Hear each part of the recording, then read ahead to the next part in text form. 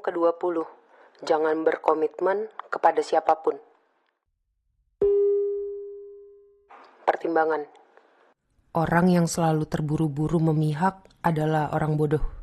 Jangan berkomitmen kepada pihak manapun atau tujuan apapun, kecuali diri Anda sendiri. Dengan mempertahankan kebebasan Anda menjadi tuan atas orang lain, mengadu domba orang lain dan membuat mereka mengejar Anda. Bagian pertama, jangan berkomitmen kepada siapapun, tetapi bersedialah dirayu oleh semua orang. Jika Anda membiarkan orang lain merasa bahwa mereka memiliki Anda hingga taraf apapun, Anda kehilangan kekuasaan atas mereka. Dengan tidak berkomitmen terhadap kasih Anda, mereka hanya akan berusaha semakin keras untuk merebut hati Anda. Jika Anda tetap acuh, Anda akan memperoleh kekuasaan yang muncul dari perhatian, gairah, dan perasaan frustrasi mereka. Berperanlah sebagai si ratu perawan, beri mereka harapan, tetapi jangan pernah beri mereka kepuasan. Ketaatan kepada hukum ini. Ketika Ratu Elizabeth pertama naik tahta Inggris pada tahun 1558, terjadi keributan besar tentang mencarikan seorang suami untuknya.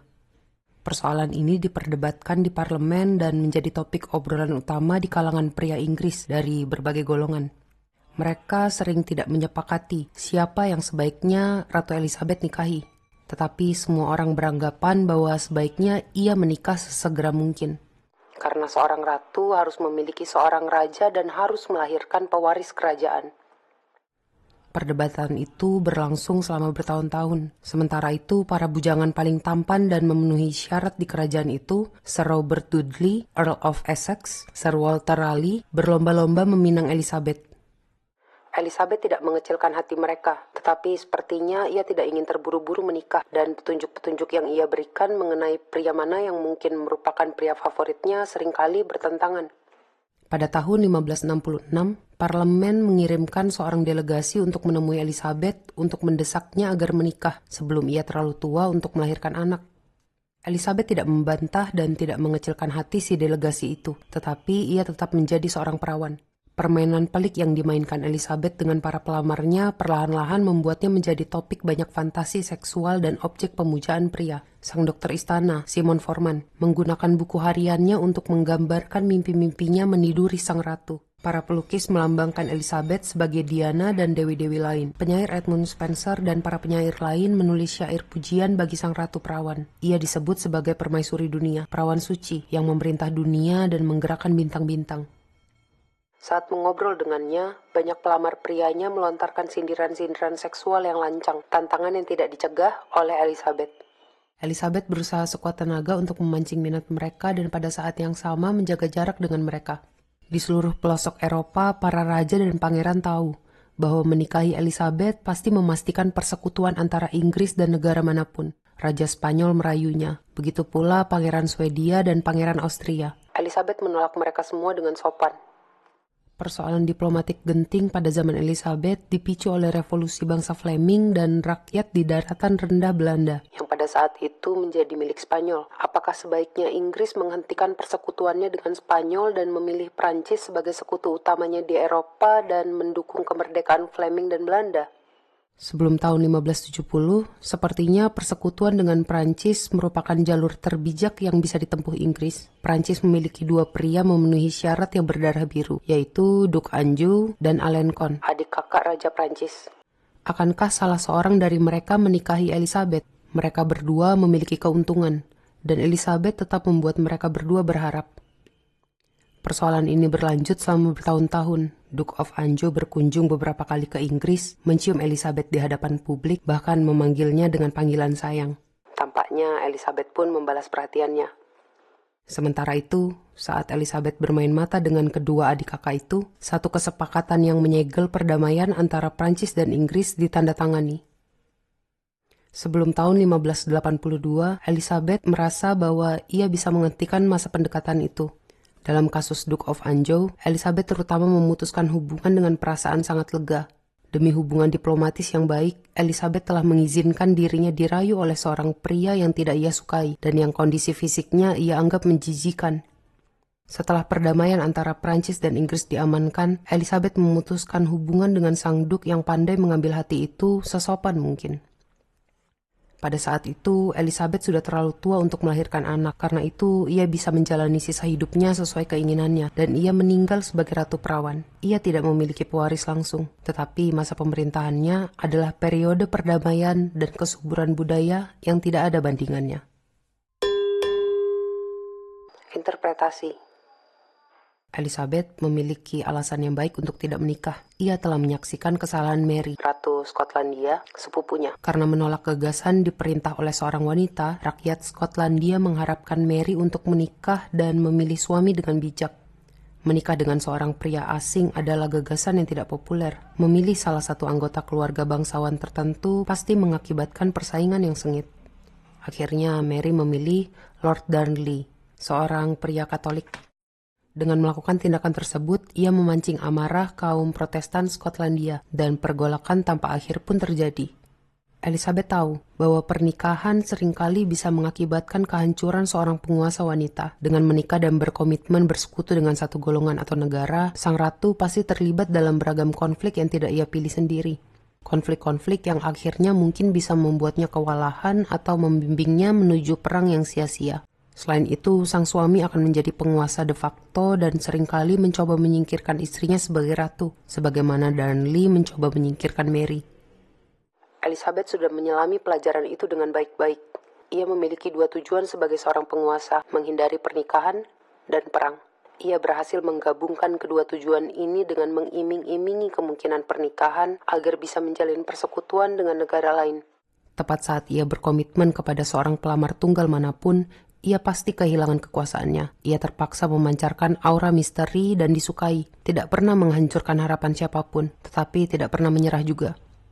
Selama permainan bermain mata dan menarik diri yang ia lakukan sepanjang hidupnya, Elizabeth mendominasi negaranya dan setiap pria yang ingin menaklukkannya. Sebagai pusat perhatian, ia memegang kendali. Sambil mempertahankan kebebasannya di atas segalanya, Elizabeth melindungi kekuasaannya dan menjadikan dirinya objek pemujaan. Aku lebih memilih menjadi seorang pengemis yang lajang, alih-alih menjadi seorang ratu yang bersuami. Ratu Elizabeth pertama, 1533 sampai 1603. Kunci kekuasaan.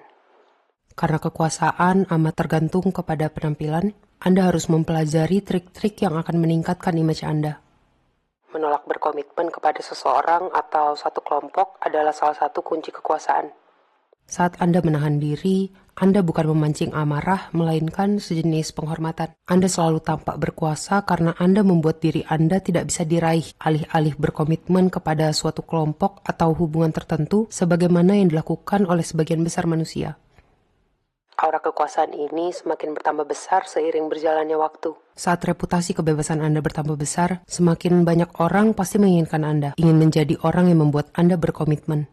Gairah bagaikan suatu virus. Jika kita menyadari bahwa seseorang diinginkan oleh orang lain, kita pun cenderung menganggap orang itu menarik. Tepat saat Anda berkomitmen, keajaiban pun lenyap. Anda menjadi sama seperti orang lain. Orang lain akan mencoba berbagai jenis metode licik untuk membuat Anda berkomitmen. Mereka akan memberi Anda hadiah, menghujani Anda dengan bantuan, dan semua itu dilakukan untuk membuat Anda merasa wajib memberikan sesuatu kepada mereka. Doronglah perhatian mereka, rangsang minat mereka, tapi bagaimanapun juga janganlah berkomitmen kepada mereka. Terimalah hadiah-hadiah dan bantuan itu jika Anda memang menginginkannya. Tetapi berhati-hatilah dalam mempertahankan keacuan batin Anda. Anda tidak boleh dengan kurang hati-hati mengizinkan diri Anda merasakan kewajiban apapun kepada siapapun. Tetapi ingatlah hal ini. Tujuan Anda bukanlah untuk membuat orang lain segan atau memberi kesan seolah Anda tidak mampu berkomitmen. Seperti si ratu perawan, Anda perlu memancing minat, membujuk orang lain dengan kemungkinan bahwa mereka bisa memiliki Anda. Karena itu, sesekali Anda harus berkompromi dengan perhatian mereka, tetapi jangan berkompromi terlalu jauh. Tentara dan negarawan Yunani, Alcibiades, memainkan permainan ini dengan sempurna. Alcibiadeslah yang mengilhami dan memimpin armada Athena yang berjumlah amat besar yang menyerang Sisilia pada tahun 414 sebelum Masehi. Ketika rakyat Athena yang merasa iri yang berada di kampung halaman mereka mencoba menjatuhkannya dengan menuduhnya atas tuntutan palsu, ia membelot kepada pihak musuh, bangsa Sparta, alih-alih menghadapi persidangan di kampung halamannya. Kemudian setelah bangsa Athena dikalahkan di Sirakus, ia meninggalkan Sparta dan berangkat ke Persia. Meskipun kekuasaan Sparta sekarang sudah mulai memuncak, namun demikian, sekarang baik bangsa Athena maupun Sparta membujuk Alcibiades karena pengaruhnya terhadap bangsa Persia, dan bangsa Persia menghujaninya dengan gelar-gelar kehormatan karena kekuasaannya atas bangsa Athena dan Sparta. Ia berjanji kepada semua pihak, tetapi tidak berkomitmen kepada siapapun. Jadi, pada akhirnya ia memegang semua kartu mereka. Jika Anda ingin berkuasa dan berpengaruh, cobalah taktik Alcibiades. Tempatkan diri Anda di tengah-tengah para penguasa yang bersaing. Bujuk satu pihak dengan janji bantuan Anda. Pihak lawan yang selalu ingin mengalahkan musuhnya pasti juga mengejar Anda. Saat kedua belah pihak berlomba-lomba mendapatkan perhatian Anda pasti langsung tampak seperti seseorang yang sangat berpengaruh dan diinginkan. Lebih banyak kekuasaan yang Anda peroleh dengan cara ini daripada jika Anda berkomitmen kepada satu pihak dengan serampangan. Guna menyempurnakan taktik ini, Anda harus menjaga batin Anda agar tetap bebas dari ikatan emosi apapun dan menganggap semua orang di sekeliling Anda sebagai bidak untuk membantu Anda naik ke puncak kekuasaan. Anda tidak bisa membiarkan diri Anda menjadi pesuruh demi mencapai tujuan apapun. Di tengah-tengah pemilu Presiden Amerika Serikat tahun 1968, Henry Kissinger menelpon tim Richard Nixon. Kissinger telah bersekutu dengan Nelson Rockefeller yang telah gagal dinominasikan sebagai calon presiden Partai Republik. Sekarang, Kissinger menawarkan diri memberi tim Nixon informasi orang dalam yang berharga tentang negosiasi perdamaian di Vietnam yang saat itu sedang berlangsung di Paris. Ia memiliki seorang bawahan yang tergabung dalam tim negosiasi yang terus-menerus memberitahunya tentang perkembangan terbaru negosiasi tersebut. Tim Nixon menerima tawarannya dengan senang hati. Namun demikian, pada saat yang sama, Kissinger juga mendekati calon presiden Partai Demokrat, Humphrey, dan menawarkan bantuan. Tim Humphrey memintanya memberikan informasi orang dalam tentang Nixon, dan Kissinger memberikan informasi tersebut. Dengar, Kissinger memberitahu tim Humphrey. Aku sudah membenci Nixon selama bertahun-tahun. Sesungguhnya Kissinger tidak berminat untuk bergabung dengan pihak manapun. Yang sesungguhnya Kissinger inginkan adalah sesuatu yang akhirnya ia dapatkan. Janji posisi kabinet tingkat tinggi dari Nixon dan Humphrey. Tentu saja pemenangnya adalah Nixon, jadi Kissinger pun segera menempati jabatannya di kabinet. Walaupun demikian, ia berhati-hati agar tidak pernah memberi kesan bahwa ia terlalu berpihak kepada Nixon. Orang-orang yang menggunakan strategi ini seringkali menyadari satu fenomena aneh. Orang-orang yang cepat-cepat menyokong orang lain cenderung sedikit dihormati dalam prosesnya. Karena bantuan mereka diperoleh dengan amat mudah. Sedangkan orang-orang yang menarik diri mendapati diri mereka dikepung para pendukung. Keacuhan mereka memancarkan kekuasaan. Jadi semua orang ingin agar orang-orang acuh itu berpihak kepada mereka.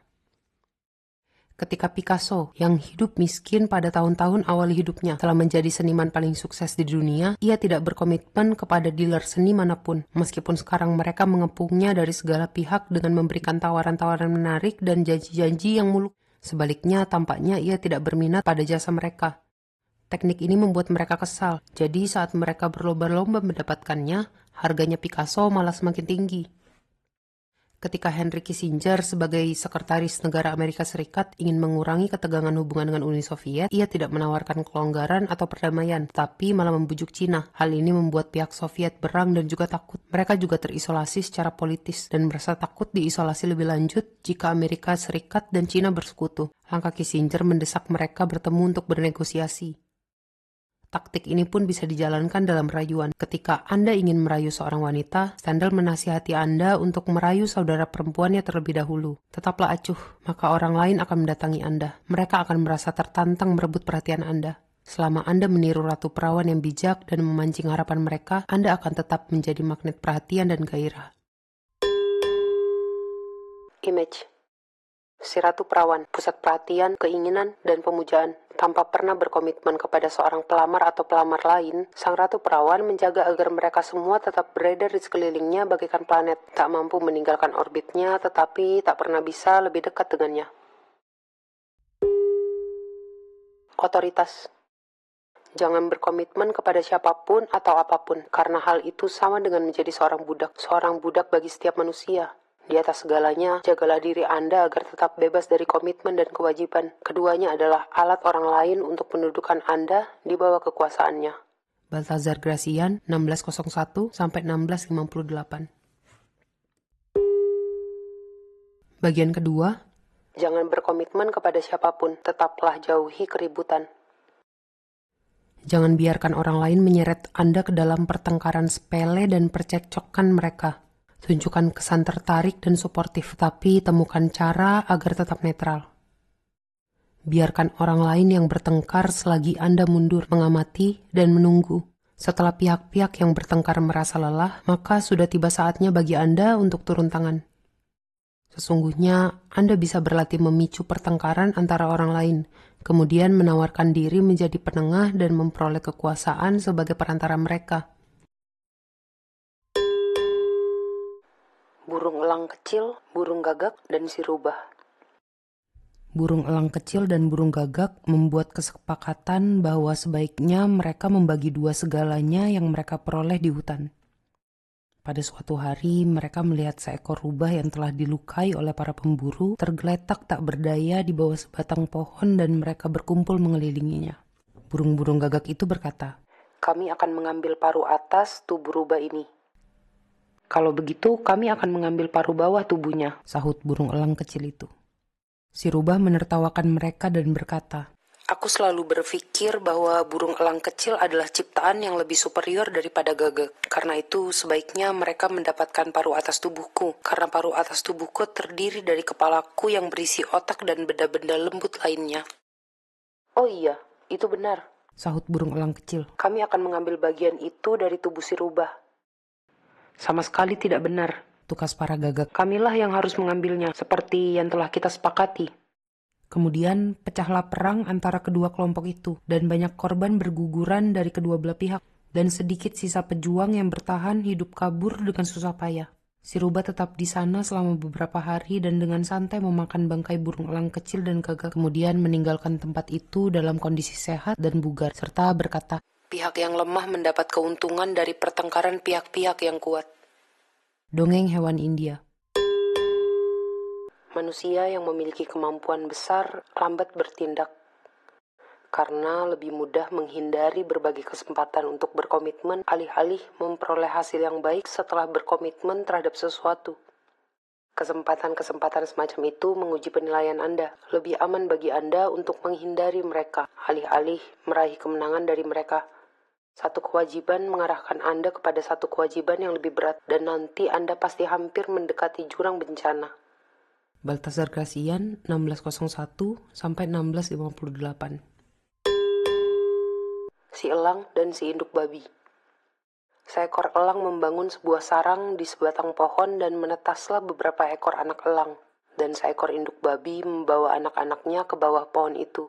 Si elang terbiasa terbang mengejar mangsanya dan membawanya kembali kepada anak-anaknya. Dan induk babi itu mencari makanan dengan menggali akar di sekeliling pohon itu dan berburu di hutan. Dan ketika malam tiba, ia membawakan makanan bagi anak-anaknya. Dan si elang serta si induk babi hidup damai.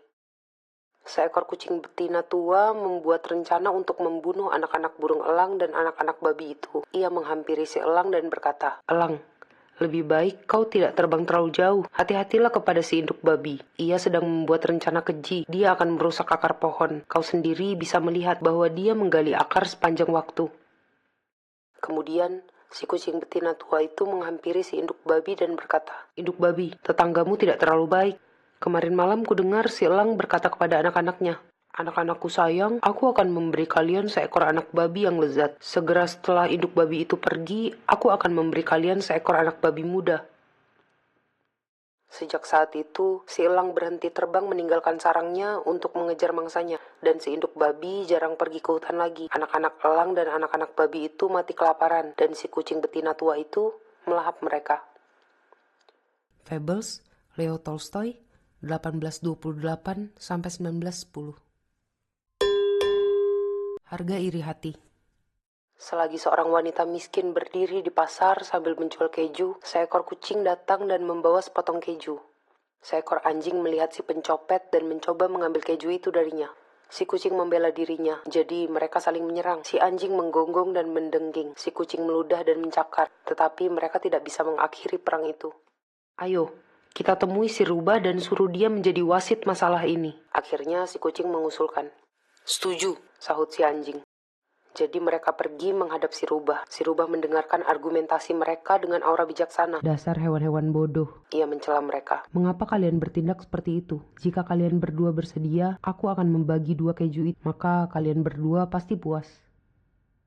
Setuju, jawab si kucing dan anjing. Jadi si rubah mengeluarkan pisaunya dan membelah 2 keju itu. Tetapi alih-alih membelahnya secara memanjang, ia malah membelahnya secara melebar. Bagianku lebih kecil, si anjing protes. Si rubah menatap bagian keju si anjing dengan bijak melalui kacamatanya. Kau benar sekali, jawabnya. Jadi ia menggigit sepotong keju bagian si kucing. Sekarang bagian kalian sama, cetusnya. Ketika si kucing menyadari tindakan si rubah, ia mulai meraung panjang. Lihatlah, sekarang bagianku lebih kecil. Sekali lagi si rubah memakai kacamatanya dan memandang bagian keju si kucing dengan bijak. Kau benar sekali, saut si rubah. Tunggu sebentar. Aku akan memperbaiki situasi ini. Jadi ia menggigit sedikit keju dari bagian keju si anjing. Kejadian ini berlanjut amat lama karena si rubah menggigit sedikit keju si anjing dan kemudian keju si kucing berturut-turut. Sehingga akhirnya ia menyantap habis seluruh keju itu di hadapan mata mereka. A Treasury of Jewish Folklore, Nathan Ausubel, ED 1948. Ketaatan kepada hukum ini. Pada akhir abad ke-15, Venesia, Florence, Roma, dan Milan mendapati diri mereka terus-menerus bertengkar. Yang melayang-layang di atas pertengkaran mereka adalah negara Prancis dan Spanyol yang siap meraih apapun yang bisa mereka peroleh dari kekuasaan Italia yang semakin lemah. Dan yang terjebak di tengah-tengah adalah negara bagian kecil, Mantua, yang dipimpin oleh Duke Gianfrancesco Gonzaga yang masih muda. Mantua memiliki letak strategis di Italia Utara dan sepertinya hanya tinggal menunggu waktu saja sebelum salah satu negara besar itu menelannya dan kemudian Mantua pasti lenyap sebagai kerajaan independen. Gonzaga adalah seorang kesatria pemberani dan komandan pasukan yang cakap, dan ia menjadi semacam jenderal bayaran bagi pihak manapun yang membayarnya dengan harga tertinggi. Pada tahun 1490, ia menikahi Isabella di Este, putri penguasa negara bagian kecil lain di Italia, Ferrara. Karena sekarang Gonzaga menghabiskan sebagian besar waktunya jauh dari Mantua, Isabella lah yang memerintah menggantikan suaminya. Ujian pertama dan nyata bagi Isabella sebagai penguasa muncul pada tahun 1498 ketika Raja Louis ke-12 dari Prancis sedang mempersiapkan pasukannya untuk menyerang Milan. Dengan cara curang seperti biasa, negara-negara bagian Italia itu langsung mencari beragam cara untuk memperoleh keuntungan dari kesulitan yang dihadapi Milan. Paus Alexander VI berjanji tidak turun tangan, jadi ia memberikan kekuasaan penuh kepada Prancis. Rakyat Venesia memberi sinyal bahwa mereka juga tidak akan membantu Milan. Sebagai ganti sinyal ini, mereka berharap agar pihak Prancis akan memberikan Mantua kepada mereka. Penguasa Milan, Lodovico Sforza, tiba-tiba mendapati dirinya sendirian dan ditelantarkan. Ia berpaling kepada Isabella di Este, salah seorang teman terdekatnya yang juga digosipkan sebagai kekasihnya, dan memohon kepadanya agar membujuk Duke Gonzaga untuk menolongnya. Isabella mencobanya tetapi suaminya menolak karena ia menganggap Sforza tidak berdaya. Jadi pada tahun 1499, Louis menyerang Milan dan merebutnya dengan mudah. Sekarang Isabella menghadapi dilema. Jika ia tetap setia kepada Lodovico, pihak Prancis pasti melawannya. Tetapi jika sebaliknya ia bersekutu dengan Prancis, ia akan menciptakan musuh di seluruh bagian lain Italia, membahayakan Mantua setelah akhirnya Louis mundur. Dan jika ia meminta bantuan kepada Venesia atau Roma, mereka pasti merebut Mantua dengan berpura-pura memberikan pertolongan kepadanya. Namun demikian, ia harus melakukan sesuatu. Sang Raja Prancis yang hebat sedang mengincarnya. Isabella memutuskan berteman dengannya seperti ia berteman dengan Lodovico Sforza sebelumnya, dengan memberi hadiah yang memikat, surat-surat yang cerdas dan lihai, dan kemungkinan menjadi temannya. Karena Isabella terkenal sebagai seorang wanita yang memiliki kecantikan dan pesona yang tak tertandingi. Pada tahun 1500, Louis mengundang Isabella menghadiri sebuah pesta besar di Milan untuk merayakan kemenangannya. Leonardo da Vinci membangun seekor singa mekanik yang amat besar untuk perayaan itu. Ketika singa itu membuka mulutnya, singa itu memuntahkan bunga bakung segar, simbol kerajaan Prancis. Pada pesta itu, Isabella memakai salah satu gaun indahnya. Ia memiliki koleksi busana terlengkap dibandingkan semua putri Italia lain. Dan persis seperti harapannya, ia berhasil mempesona dan memikat Louis, yang mengabaikan semua wanita lain yang berlomba-lomba mendapatkan perhatiannya. Isabella segera menjadi teman konstan Louis, dan sebagai ganti persahabatannya, Louis berjanji melindungi kebebasan Mantua dari Venesia. Namun demikian, saat satu bahaya menjauh, bahaya lain yang lebih mencemaskan muncul, kali ini dari selatan dalam bentuk Cesare Borgia. Sejak tahun 1500, Borgia telah bergerak mantap ke arah utara dan mencaplok semua kerajaan kecil yang berada pada jalur yang ia lewati atas nama ayahnya, Paus Alexander. Isabella memahami Cesare dengan baik. Ia tidak bisa dipercaya dan tidak boleh disinggung perasaannya dengan cara apapun juga. Ia harus dibujuk dan agak dijauhi. Isabella memulai kampanyenya dengan mengiriminya hadiah, burung elang, anjing peraih penghargaan, parfum, dan lusinan topeng. Karena ia tahu bahwa Cesare selalu memakai topeng saat menyusuri jalanan Roma. Ia mengirimkan kurir untuk membawa pesan yang menyanjung, meskipun para kurir ini juga berperan sebagai mata-matanya. Pada suatu ketika, Cesare bertanya apakah ia boleh menempatkan sebagian pasukannya di Mantua. Isabella berhasil menolaknya dengan sopan, karena ia tahu bahwa setelah para pasukan itu ditempatkan di kota itu, mereka tidak akan pernah pergi. Bahkan selagi Isabella berusaha mempesona Cesare, ia meyakinkan semua orang di sekelilingnya untuk berhati-hati, agar jangan pernah melontarkan kata-kata kasar tentang pria itu, karena pria itu memiliki mata-mata di mana-mana dan pasti memanfaatkan dalih sesepele apapun untuk menyerang. Ketika Isabella melahirkan seorang anak, ia meminta Cesare untuk menjadi ayah walinya. Ia bahkan mengiming-imingi kemungkinan pernikahan antara keluarganya dengan keluarga Cesare. Entah bagaimana semuanya berjalan dengan baik, karena meskipun di tempat lain Cesare merebut segala daerah lain yang ia lewati, ia tidak pernah merebut Mantua. Pada tahun 1503, ayah Cesare, Alexander, meninggal. Dan beberapa tahun kemudian, Paus baru, Julius II, pergi berperang untuk mengusir pasukan Prancis dari Italia. Ketika penguasa Ferrara, Alfonso, saudara lelaki Isabella, berpihak kepada Prancis, Julius memutuskan menyerang dan mempermalukannya. Sekali lagi, Isabella terjepit di tengah-tengah. Ada Paus di satu pihak Prancis dan saudara lelakinya di pihak satunya. Ia tidak berani bersekutu dengan salah satu pihak, tetapi menyinggung salah satu pihak juga pasti sama-sama mengakibatkan bencana.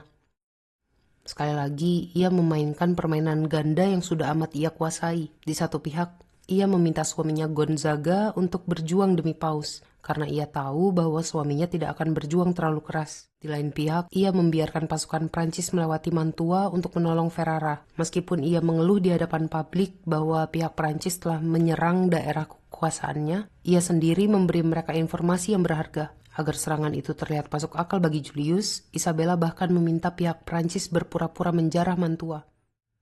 Sekali lagi, taktik itu berhasil. Paus tidak mengganggu Mantua. Pada tahun 1513, setelah dilakukan pengepungan panjang, Julius mengalahkan Ferrara dan pasukan Prancis pun mundur. Karena letih akibat usaha tersebut, sang Paus meninggal beberapa bulan kemudian. Setelah Paus meninggal, siklus perang dan percekcokan sepele yang seperti mimpi buruk itu berulang kembali. Banyak perubahan terjadi di Italia selama masa pemerintahan Isabella. Banyak paus datang dan pergi. Cesare Borgia berjaya, kemudian mengalami kejatuhan. Venesia kehilangan kerajaannya. Milan diserang. Florence mengalami keterpurukan. Dan Roma dijarah oleh Kaisar Habsburg Charles V. Melalui semua kejadian ini, Mantua yang mungil bukan hanya bertahan, tetapi juga bertumbuh subur dan istananya menimbulkan iri hati bagi daerah lain di Italia. Kekayaan dan kedaulatannya tetap utuh selama seabad setelah kematian Isabella pada tahun 1539.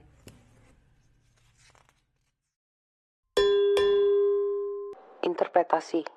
Isabella d'Este memahami situasi politik Italia dengan sangat jelas. Setelah ia berpihak kepada kekuatan manapun di medan perang, maka ia pasti jatuh.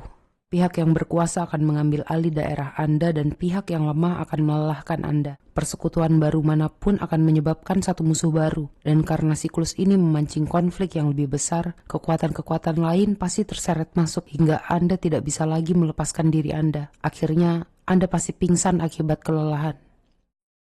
Isabella mengendalikan kerajaannya pada satu-satunya jalur yang bisa membuatnya bertahan dengan selamat. Ia tidak bersedia membiarkan dirinya kehilangan nyawanya dengan berjanji setia kepada seorang duk atau seorang raja. Ia juga tidak mencoba menghentikan konflik yang berkecamuk di sekelilingnya. Tindakan itu hanya akan membuatnya terseret ke dalam konflik tersebut.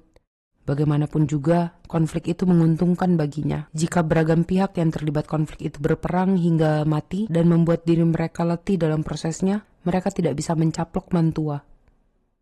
Sumber kekuasaan Isabella adalah kemampuan dan kecerdasannya untuk menunjukkan kesan tertarik kepada masalah dan minat kedua belah pihak. Padahal sesungguhnya ia tidak berkomitmen kepada siapapun kecuali dirinya sendiri dan kerajaannya. Setelah Anda terjun ke dalam peperangan yang bukan pilihan Anda sendiri, Anda kehilangan semua inisiatif Anda. Minat para pejuang itu menjadi minat Anda. Anda menjadi alat mereka. Belajarlah mengendalikan diri Anda sendiri, mengekang kecenderungan alami Anda untuk memihak dan terjun dalam peperangan. Bersikaplah ramah dan mempesona kepada masing-masing pejuang, kemudian mundurlah saat mereka bertempur. Setiap kali berperang, mereka akan semakin lemah, sedangkan Anda akan semakin kuat dengan setiap peperangan yang Anda hindari. Kunci kekuasaan. Agar sukses dalam permainan kekuasaan, Anda harus menguasai emosi Anda. Tetapi, bahkan jika Anda berhasil memperoleh kendali diri semacam itu, Anda tidak akan pernah bisa mengendalikan sifat temperamental orang-orang di sekitar Anda. Hal ini menimbulkan bahaya besar. Sebagian besar manusia beroperasi di tengah pusaran emosi, terus-menerus bereaksi, memancing pertengkaran dan konflik. Kendali diri dan otonomi Anda hanya akan membuat mereka gusar dan berang. Mereka akan mencoba menyeret Anda ke tengah pusaran itu dan memohon agar Anda berpihak dalam peperangan mereka yang tanpa akhir atau menciptakan perdamaian bagi mereka. Jika Anda menyerah kepada permohonan mereka yang sangat mendesak, sedikit demi sedikit Anda akan mendapati bahwa pikiran dan waktu Anda terisi dengan masalah mereka. Jangan biarkan welas asih dan belas kasihan apapun yang Anda miliki menyeret Anda ke tengah pusaran itu. Anda tak akan pernah bisa menang dalam permainan ini. Konflik-konflik itu hanya bisa berlipat ganda. Di lain pihak, Anda tak bisa benar-benar menjauh, karena tindakan itu pasti mengakibatkan orang lain tersinggung. Untuk memainkan permainan ini dengan baik, Anda harus tampak tertarik kepada masalah orang lain, bahkan kadang terlihat memihak mereka. Tetapi selagi Anda menunjukkan sikap mendukung secara terang-terangan, Anda harus mempertahankan energi dan kewarasan batin Anda dengan tidak melibatkan emosi Anda. Betapapun kerasnya usaha orang lain untuk menyeret Anda ke dalam pusaran masalah mereka, jangan pernah biarkan minat Anda terhadap masalah dan percekcokan sepele mereka menjadi terlalu mendalam. Berilah mereka hadiah, dengarkan mereka dengan mimik simpatik, bahkan sesekali berperanlah sebagai si perayu. Tetapi di dalam batin Anda, jagalah jarak Anda baik dengan para penguasa yang ramah maupun dengan orang-orang yang curang. Dengan menolak berkomitmen dan mempertahankan otonomi Anda mempertahankan inisiatif. Langkah Anda tetap tergantung dari pilihan Anda sendiri, bukan reaksi defensif terhadap gerak tarik ulur orang-orang di sekeliling Anda. Kelambatan memilih senjata bisa menjadi senjata Anda, terutama jika Anda membiarkan orang lain membuat diri mereka letih dengan berperang, kemudian memanfaatkan kondisi letih mereka. Di Cina kuno, kerajaan Qin pernah menyerang kerajaan Qing. Huan, penguasa provinsi terdekat, beranggapan bahwa sebaiknya ia cepat-cepat mempertahankan Qing. Tetapi penasihatnya memintanya menunggu. Qing belum akan hancur, tuturnya. Dan Qin belum kelelahan. Jika Qin belum kelelahan, kita tak mungkin menjadi sangat berpengaruh. Terlebih lagi, keuntungan yang diperoleh dengan mendukung satu negara yang menghadapi masalah tidak sebesar kebijakan membangkitkan kembali negara yang hancur. Argumentasi si penasihat berhasil meyakinkan sang penguasa dan sesuai prediksinya, Huan kemudian berjaya karena menyelamatkan Qing yang hampir hancur dan kemudian menaklukkan Qin yang sudah kelelahan. Huan menjauhi peperangan hingga kedua pasukan yang terlibat dalam peperangan membuat satu sama lain letih, karena saat itu pasti sudah aman baginya untuk turun tangan. Inilah manfaat menahan diri dalam suatu keributan. Anda akan memiliki waktu untuk menempatkan diri untuk memanfaatkan situasi setelah satu pihak mulai kalah. Anda juga bisa membawa permainan itu selangkah lebih jauh dengan menjanjikan dukungan Anda kepada kedua belah pihak dalam suatu konflik sambil mengatur strategi supaya pihak yang meraih keuntungan dalam peperangan itu adalah Anda. Inilah yang dilakukan Castruccio Castracani, penguasa kota Lucca, Italia, pada abad 14 ketika ia ingin merebut kota Pistoia. Melakukan pengepungan pasti mahal, memakan korban, dan menghabiskan uang. Tetapi Castruccio tahu bahwa Pistoia terdiri dari dua golongan yang saling bersaing. Golongan Black dan White yang saling membenci. Ia bernegosiasi dengan golongan Black dan berjanji membantu mereka melawan golongan White. Kemudian, tanpa sepengetahuan mereka, Castruccio juga berjanji kepada golongan White bahwa ia akan membantu mereka melawan golongan Black, dan Castruccio menepati janjinya. Ia mengirimkan satu pasukan ke gerbang kota yang dikendalikan oleh golongan Black, dan tentu saja para prajurit jaganya menyambutnya masuk. Sementara itu, satu pasukan lainnya masuk lewat gerbang yang dikendalikan oleh golongan White. Kedua pasukan itu bergabung di tengah-tengah, menjajah kota itu, membunuh para pemimpin kedua golongan, mengakhiri perang internal, dan merebut Pistoia untuk Castruccio.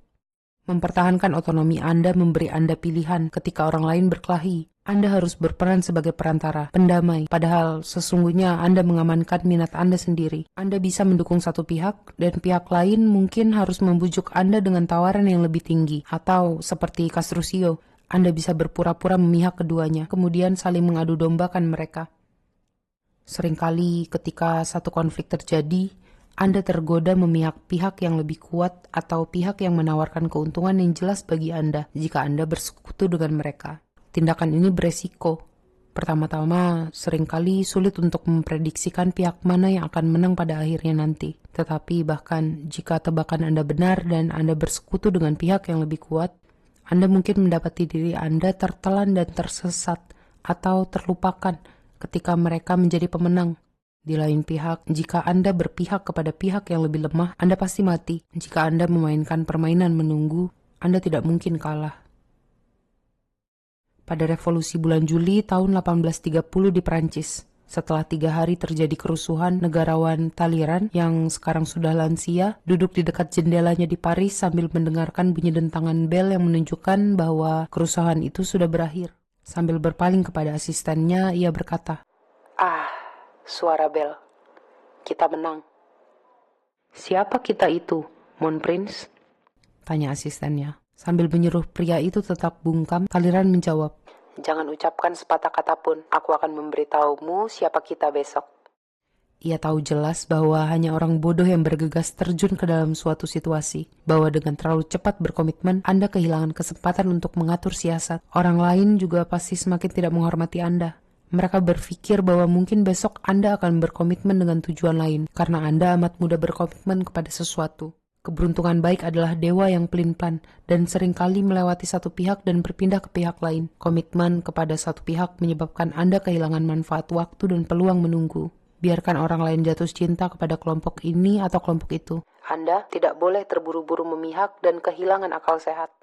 Akhirnya ada kesempatan-kesempatan lain ketika sangatlah bijak bagi Anda untuk membuang segenap kepura-puraan Anda dengan bersikap suportif dan sebaliknya menggembar-gemborkan kemandirian Anda dan kepercayaan Anda kepada diri sendiri. Pose kemandirian bangsawan terutama penting bagi orang-orang yang membutuhkan penghormatan. George Washington menyadari hal ini dalam pekerjaannya untuk menetapkan landasan yang mantap bagi kaum Republik Amerika Muda. Sebagai presiden, Washington menghindari godaan untuk bersekutu dengan Prancis atau Inggris, walaupun ia didesak untuk melakukan tindakan tersebut. Ia ingin negaranya dihormati dunia melalui kebebasannya. Meskipun membuat kesepakatan dengan Prancis mungkin berguna dalam jangka waktu singkat, pada jangka waktu panjang ia tahu bahwa lebih efektif jika ia menetapkan otonomi negaranya. Eropa harus menganggap Amerika Serikat sebagai negara yang sederajat. Ingatlah hal ini, Anda hanya memiliki energi dan waktu yang terbatas. Setiap momen yang dibuang-buang untuk mengurus masalah orang lain pasti mengurangi kekuatan Anda. Mungkin Anda takut kalau orang lain menganggap Anda berhati dingin. Tetapi pada akhirnya, mempertahankan kebebasan Anda dan kepercayaan kepada diri Anda sendiri akan membuat Anda lebih dihormati dan menempatkan Anda pada posisi berkuasa, di mana Anda bisa memilih membantu orang lain sesuai inisiatif Anda sendiri. Semak belukar. Di hutan, satu semak belukar menyambung dengan semak belukar lain, meliliti tetangganya dengan durinya dan semak itu perlahan-lahan memperpanjang daerah kekuasaannya yang tak bisa ditembus. Hanya sesuatu yang menjaga jarak dan berdiri menjauh bisa tumbuh dan bangkit di atas semak belukar itu. Otoritas. Anggaplah bahwa tidak terlibat dalam suatu masalah alih-alih menang perang berarti bahwa Anda lebih berani, dan di tempat di mana sudah ada satu orang bodoh yang turun tangan, berhati-hatilah agar jangan ada dua orang bodoh di sana. Baltasar Gracian, 1601 sampai 1658. Pembalikan hukum. Kedua bagian hukum ini akan merugikan Anda jika Anda mempraktikannya terlalu jauh. Permainan yang diajukan di sini pelik dan sulit. Jika Anda mengadu dombakan terlalu banyak pihak, mereka pasti menyadari siasat Anda dan mereka akan bergabung melawan Anda. Jika Anda membuat jumlah pelamar Anda yang semakin besar menunggu terlalu lama, Anda bukan akan memancing gairah, melainkan kecurigaan. Orang lain pasti mulai kehilangan minat terhadap Anda. Akhirnya mungkin sepadan bagi Anda untuk berkomitmen kepada satu pihak, walaupun hanya sebagai kedok belaka untuk membuktikan bahwa Anda mampu berkomitmen. Namun demikian, bahkan saat Anda bertindak demikian, kuncinya adalah mempertahankan kebebasan batin Anda, mencegah diri Anda agar tidak terlibat secara emosi. Pertahankanlah pilihan bisu, bisa pergi kapanpun dan menyatakan kembali kebebasan Anda jika pihak yang Anda jadikan sekutu mulai hancur. Teman-teman yang Anda peroleh selagi Anda dirayu akan memberi Anda banyak tempat untuk Anda tuju setelah Anda melarikan diri dari masalah. Nah, kita udah sampai di akhir hukum ke-20, jangan berkomitmen kepada siapapun. Pesan-pesan yang baik dari buku ini, pelajaran-pelajaran yang bisa kita ambil, yang bisa kita gunakan untuk melindungi diri, kita ambil, gunakanlah ilmu yang kita dapat untuk terlebih dahulu melakukan refleksi terhadap diri sendiri. Hindari melakukan kejahatan dari ilmu yang sebenarnya bisa dijadikan senjata yang sangat bijaksana, gitu ya. Saya Justin, terima kasih sudah mendengarkan, semoga bermanfaat. Jangan lupa cek penulis bukunya Robert Greene, ada channelnya di YouTube. Selamat malam, pagi, siang, atau sore.